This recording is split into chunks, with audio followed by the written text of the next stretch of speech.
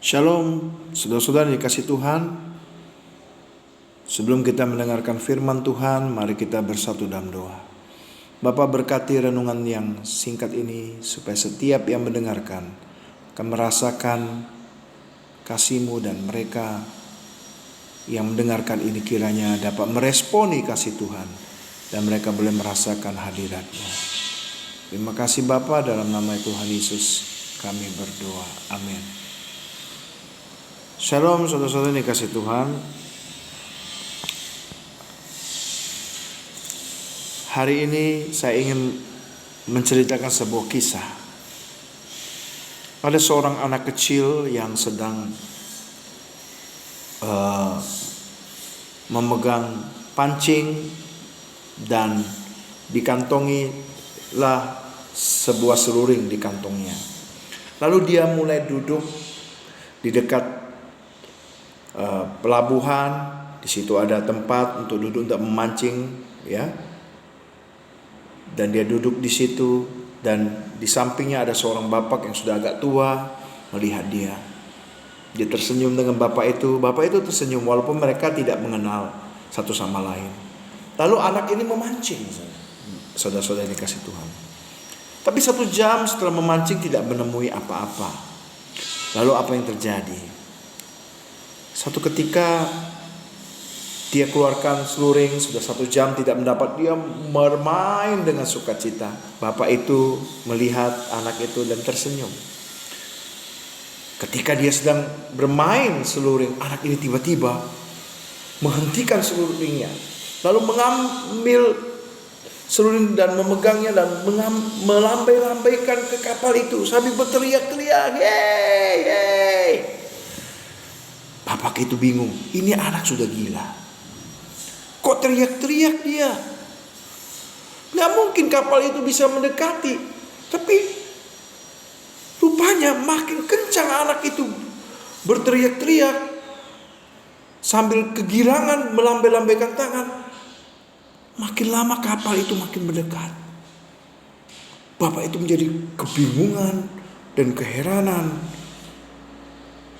Lalu dia bertanya kepada anak ini, "Nah, kenapa kau bisa seperti ini ya? Kau melambai-lambaikan kapal itu datang. Rasanya tidak mungkin. Kok bisa begitu?" Sang anak ini tersenyum dan berkata, "Bapak, perlu Bapak ketahui, kenapa kapal itu bisa datang kepada saya? Karena nakoda dari kapal itu adalah papa saya sendiri." Saudara-saudara yang dikasih Tuhan, firman Tuhan berkata begini, Injil Yohanes pasal 1 ayat yang ke-12. "Tetapi semua orang yang menerimanya diberi kuasa supaya menjadi anak-anak Allah, yaitu mereka yang percaya dalam namanya." Anak ini, kenapa dia bisa memanggil-manggil kapal itu dan kapal itu mendekat? Karena papanya adalah nakoda. Demikian juga di dalam kehidupan kita. Kalau kita menjadikan Allah itu Bapa kita, ketika kita percaya di dalam nama Tuhan Yesus, maka kita akan menjadi anak-anak Allah.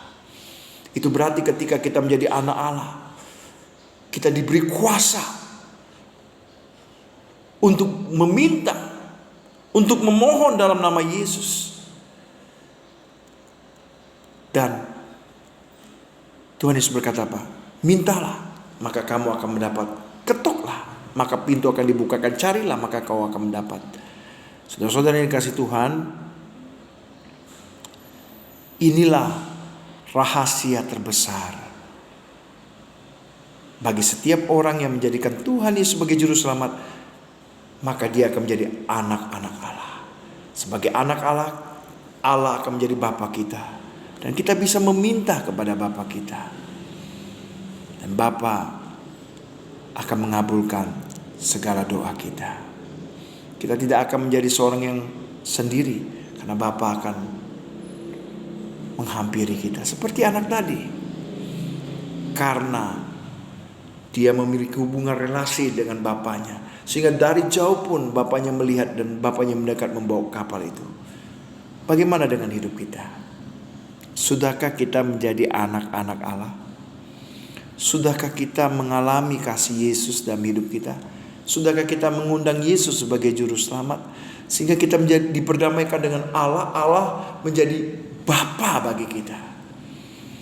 Dan hari ini, kalau Bapak, Ibu, saudara-saudari belum menerima Tuhan Yesus sebagai juru selamat, undanglah Tuhan Yesus sebagai juru selamat dan alamilah Bapa menjadi Bapa kita. Allah Bapa di surga menjadi Bapa kita. Dan Dia akan mendengar segala doa kita. Kita berdoa. Terima kasih Bapa di surga buat renungan firman Tuhan ini.